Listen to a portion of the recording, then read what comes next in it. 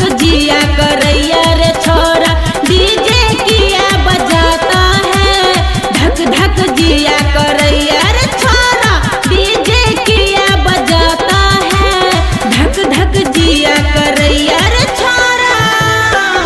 अपने सबसे लालची आदित्य फिल्म एंड म्यूजिक के शानदार प्रस्तुति।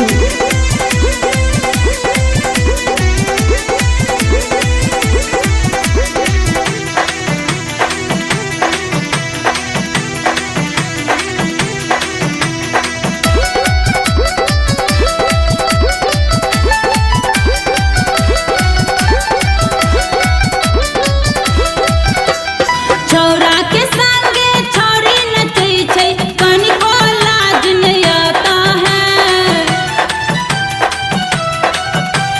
भैया के संगे भौजी नचै छै हमरा नहीं सोहता है। छौरा के संगे छौरी नचै छै कनिको लाज नहीं आता है। भैया के संगे भौजी नचै छै हमरा नहीं सोहाता है। डीजे वाला सब लूटल हरिया डीजे वाला सब लूटल हरिया बुढ़वा मुँह नुकाता है। धक धक जिया करैया रे छोरा डीजे किया बजाता है। धक धक जिया करैया रे छोरा।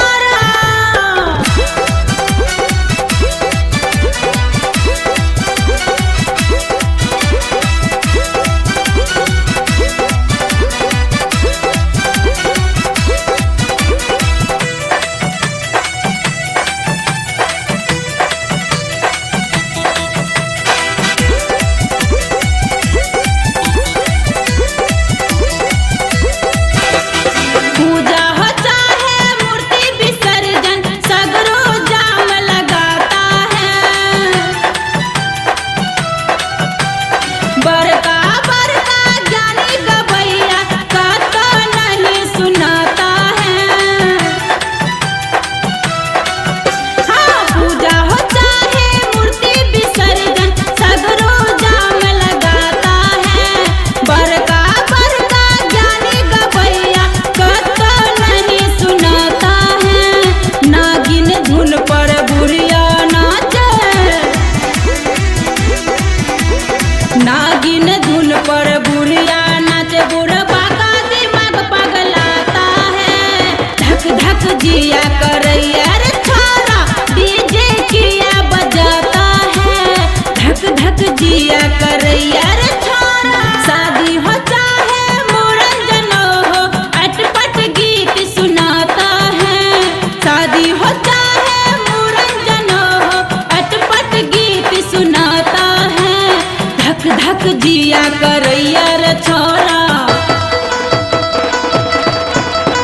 धक धक जिया करैया रे छोरा डीजे किया बजाता है।